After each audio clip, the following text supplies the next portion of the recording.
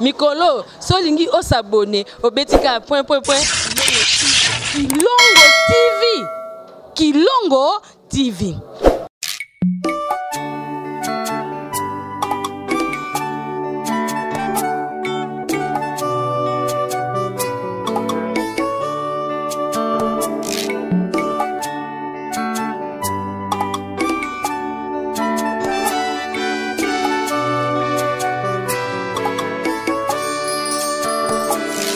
Silanzambi ena pasi emyangala simbeno lwazokyo kampa. Silanzambi ena pasi emyangala simbeno lwazokyo kampa. Mononzambi ngetimona. Pleurer avec ceux qui pleurent, mesdames et messieurs fidèles de Kilongo TV. Nous voici ici à la salle funéraire Fonac où nous sommes venus partager cette douleur avec la famille de Maman Charlotte Mumbanda. Nous avons perdu Maman Charlotte, on est en train de pleurer cette grande dame qui nous a laissé et le parti. Eh bien, on est ici, vous aurez le programme, nous allons tenter de faire quelques interviews pour avoir les témoignages et puis le déroulement de la veillée mortuaire des obsèques de Maman Charlotte Mumbanda. On est donc là pour vous servir avec Yaglodi Mbala. Suivons ce reportage.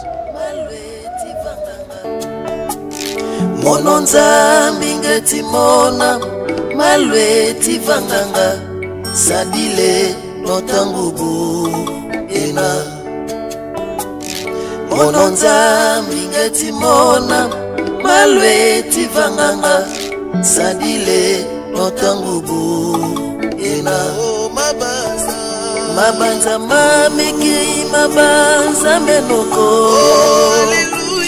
Silazangi kesi lazenoko. Itisangi langa koso utangudira mamunga nemuketika. Mabanza Etewa dala matsali mabe liwe kokota pona kozwa badia ba. Est-ce que tu peux parler de Banazambi? Amen.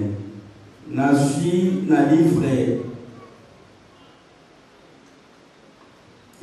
verset numéro 3. Je fais la lecture, la Bible dit ceci. Alors, l'Éternel dit, mon esprit ne restera pas toujours dans l'homme, car l'homme n'est que chair. Ces jours seront de 120 ans. Ça me sur le camp. Avec mon livre là, et petit kaka mon société. Parce que quand on m'a répondu qu'il a kacha mon kili, et bien là qu'il doit il a vendre la vie à la.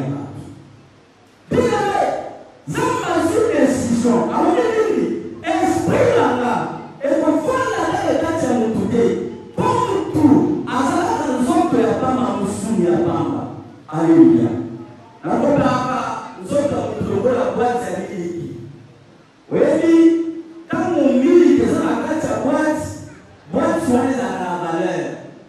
Et comme on doit utiliser boîte soit à tirer na peut-être à tirer là et je me dis que aussi là à cause de obligé à ce boîte soit à boire par nous.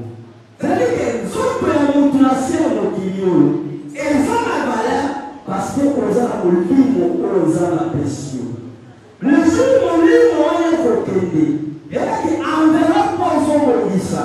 Nous avons ça et qu'on trahit et qu'on peut la sienne. Alors, il faut la haine à Koufa. Nous avons fait un coup de la valeur pour les gars. Parce qu'il y a un matin qui a Koufi à conserver ce qu'on a dit. Mais nous tout ça qui a Koufi sous Kanaï et Zakanalita. Alléluia.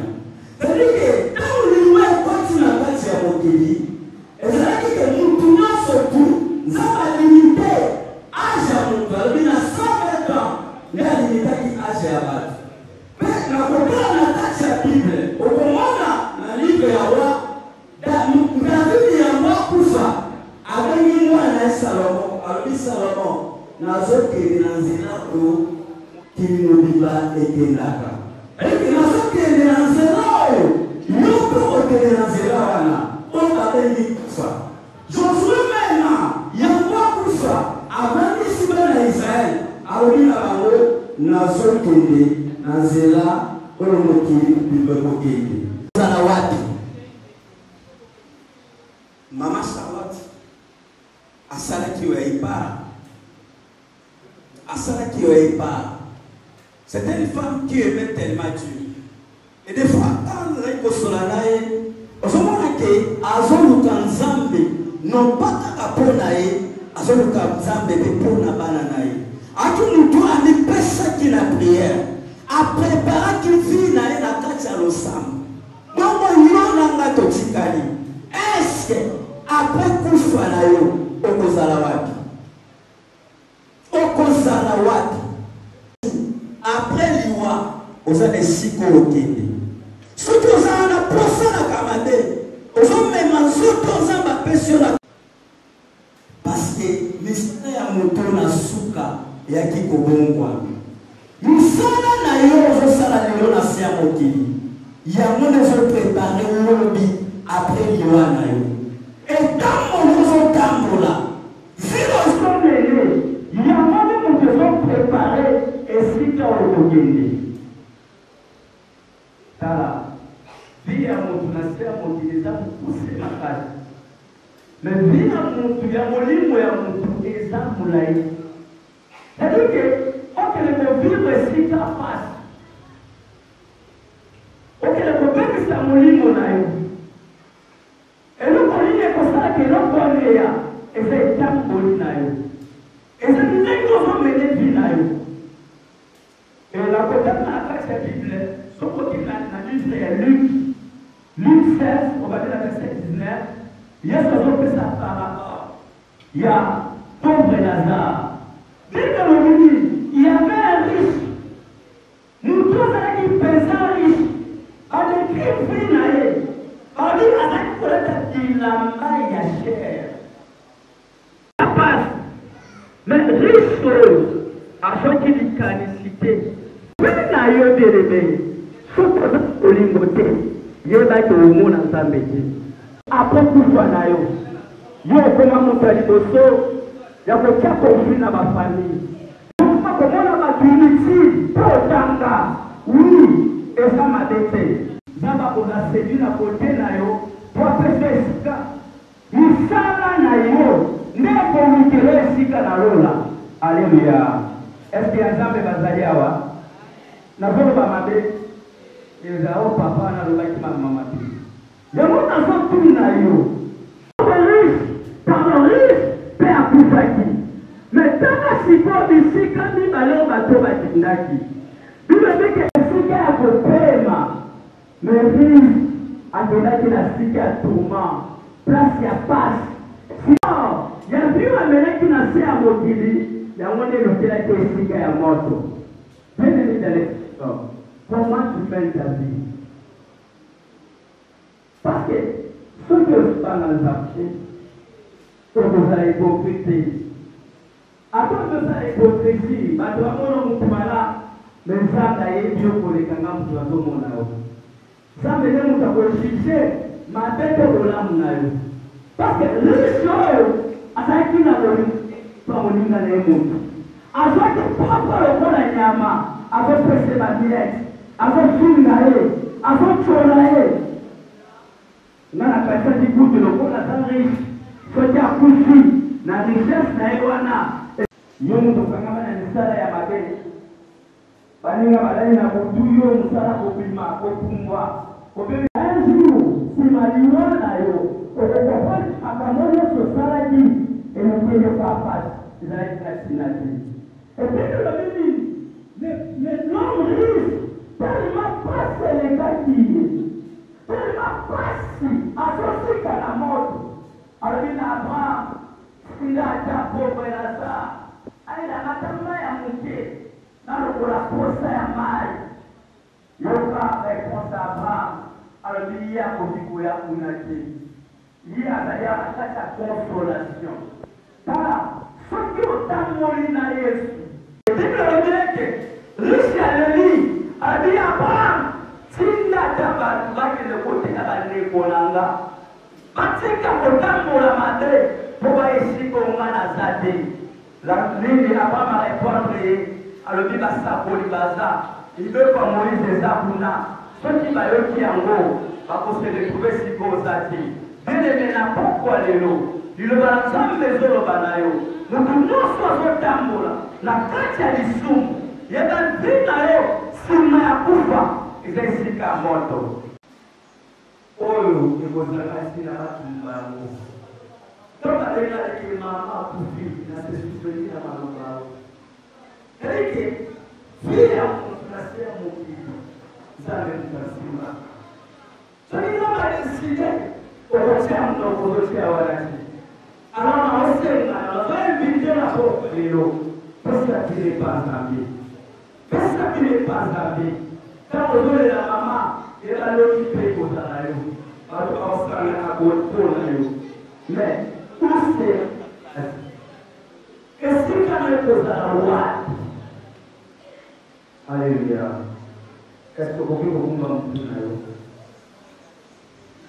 naosenga loka eloko moko pesa bino epai okokondela wana yesu nafungoli motema na ngai mpona pesa bomoi na nga nayebi na pokwa lelo nsima liwa na nga mpo kazala esika malamu esikeli vi na nga napesa yango epai na yo okangi miso na yo obandi kobondela nzambe alola toona pokwa lelo tooti liloba na yo nazimi eke nsima liwa esika limolimo na ngai kokende mais la comprendre et qui veut bien que tu es le seul chemin de la vie et de la vérité.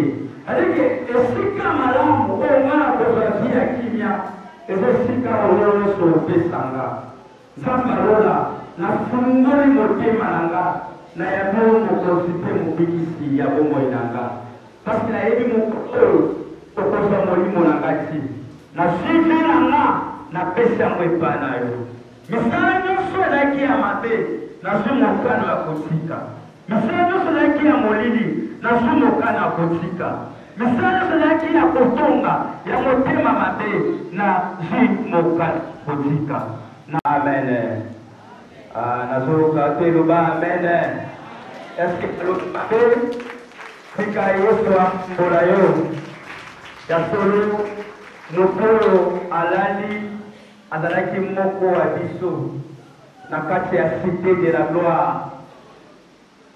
Elle fut vraiment une fervente servante pour la paix qui et par Yesu. Et la première église cité de la gloire nous avons présenté la condoléance de la mission de la famille. Qui sont vraiment très touchés dans les camps il y a disparition à maman. Et je vois à mon côté, la visionnage de l'église, na basali en Zambé, maman a été encadrée, maman a dit au hasard l'autre, yo abandi, tout à côté des mains, pour l'aider la Zambé na boko makai. Tika Zambé a dans le Kumu, en tout cas, au Kagiri sur la disto, pour clôturer Bongao.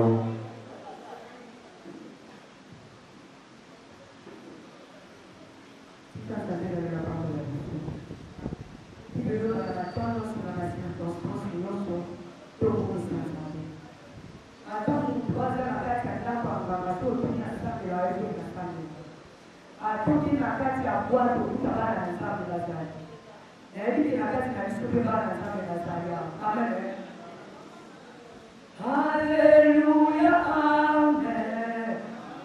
Hallelujah, amen. Oh, hallelujah, amen. Amen. Hallelujah, amen. Hallelujah, amen. Hallelujah, amen.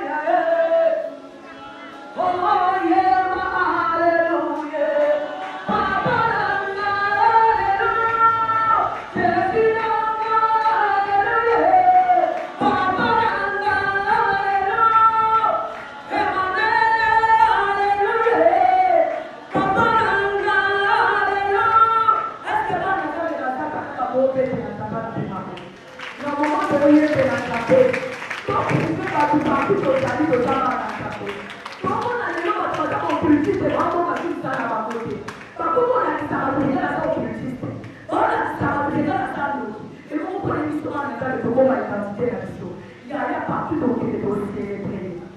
Ce qui va il y a qui te maman est sortie à vous passer. Donc peut-être que tant que le voir maman est sortie. Il faut que se préparer tant que le beaucoup d'années les éclats. Oh yeah, hallelujah.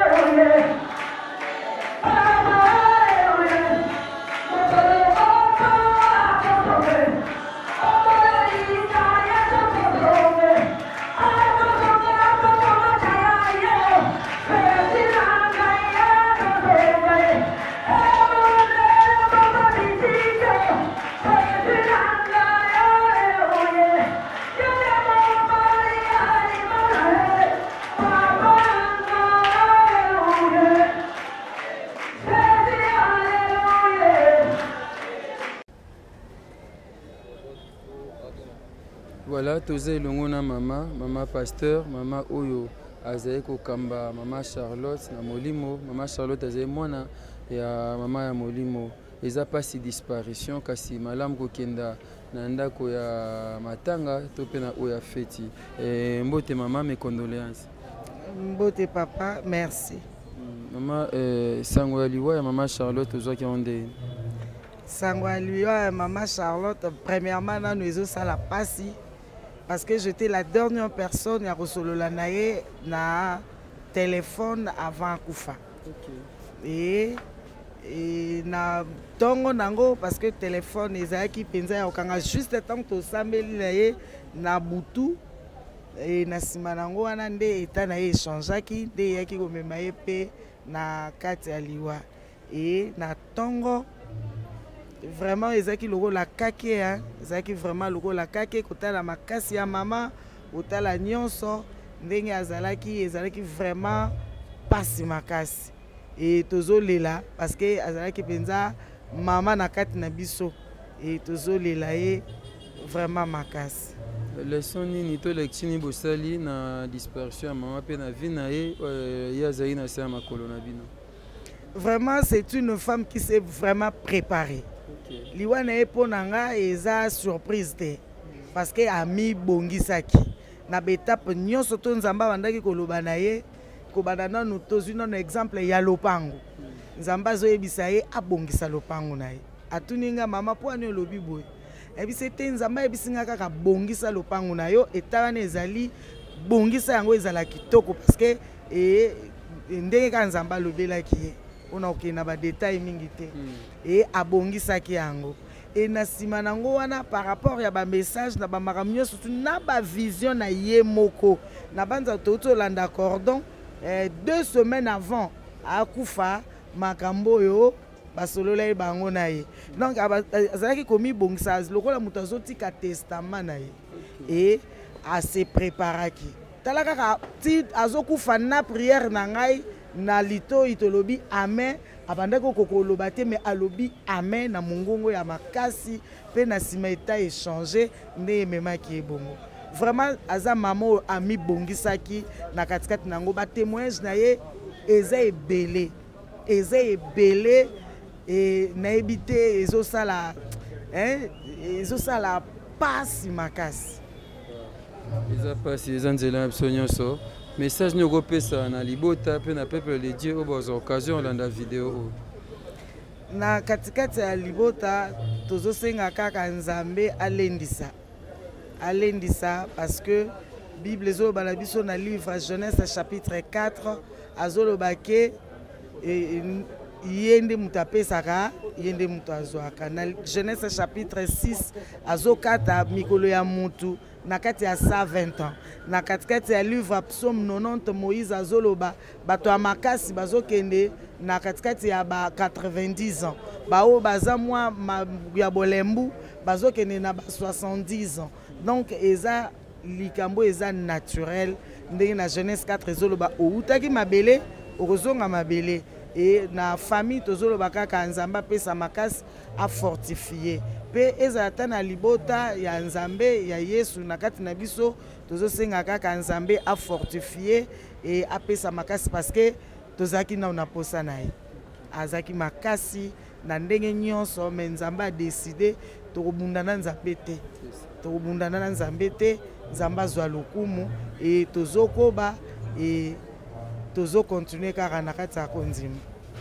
Merci beaucoup maman. Merci Nzamba Pambola. Merci.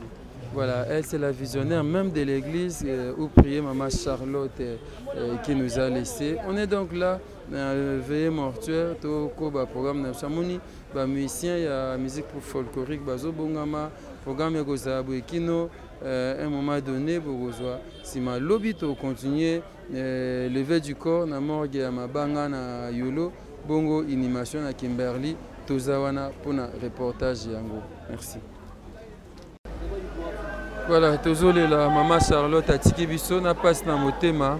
Tozan de quoi? Mbote maman? Mbote. Kombo nani? Maman Marceline. Maman Marceline, bonde na maman Charlotte a tiki biso. Maman Charlotte azalaki mwana mibale na libota na biso. Ngana azalaki 5e. Vous allez qui à maman Charlotte? Allez qui maman Charlotte. Il y a personne à nous. Coco la maman Charlotte qui nous les lots azaki ndengeni. Coco la maman Charlotte. Toloba, pour baloba ka mutu akufi, toloba mabete, toloba malamu. Mais azalaki mwasi moko exemplaire. Azalaki kolinga mabete kati na biso na libota. Soki mabe ezali azalaki na rapidité ya koboma moto wana alingaki pete amona moto aza na pasi bon otala ye mpe boye namona ata esika te asilika namona ata esika te aloba mabe na moto ye kokutana na ye kokabwana na ye bokozanga te bokozanga kopartager liloba Nzambe te na mokuse oyo nakoloba yango wana sangwa liwana ezwaki onde sangwa liwana ye kozwa ngo elekelaki kaka ngai mpo tozwi tante toya kotaleka ya beli tozwi tante toyebi kaka asa malaria malaria biso ekoma soki osalisi baexamen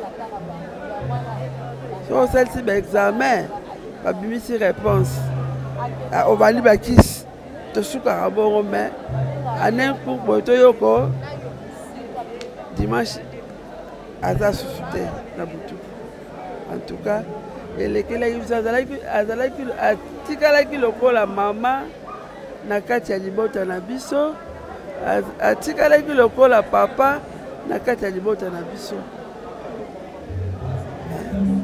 Laisse-moi ça, ça t'appelle non makasi. Ah merci. Merci. Na moi pe maman Mpanti mbote maman. Mbote maman.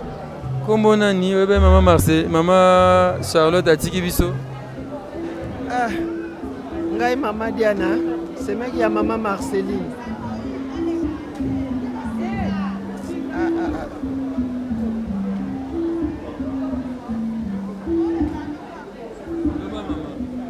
Ngai maman Diane, c'est mec ya maman Marceline. Oyo azalaki lokola semeki na ngai. Donc pasika na mutema po toyokaki ata sango maladi te. Toyoki kaka sango ya liwa. Do tozozanga na mituna mais toloba nini eza nzela ya biso nyonso molimo ne pe mana kimia na mboka esika kei Nzambe atia ye esika ya kimia molimo nepema na kimia po azaki mwasi moko ya malamu toyebelaki eka na malamu vraiment mabe na ye totiki oyeba te me malamu nde tokokotanga oyo toyebi po partout toanokutana na ye azalaki mwasi esengo bandaki kosepelisa biso bisika nyonso tobanda kokutana na ye yango kaka nangi naloba. Merci beaucoup. Merci. Et bien voilà, tozawa tokabulama wana libota ya Mama Charlotte, tokabulama wana bayiba Mama Charlotte bana yolo. Mama Charlotte bana yolo. Avandaki na yolo na sima wenzaka pela na toyokana. Numéro 21. Voilà, bana yolo bakolela passe na motema Mama Charlotte atiki biso. Tokoba reportage na biso.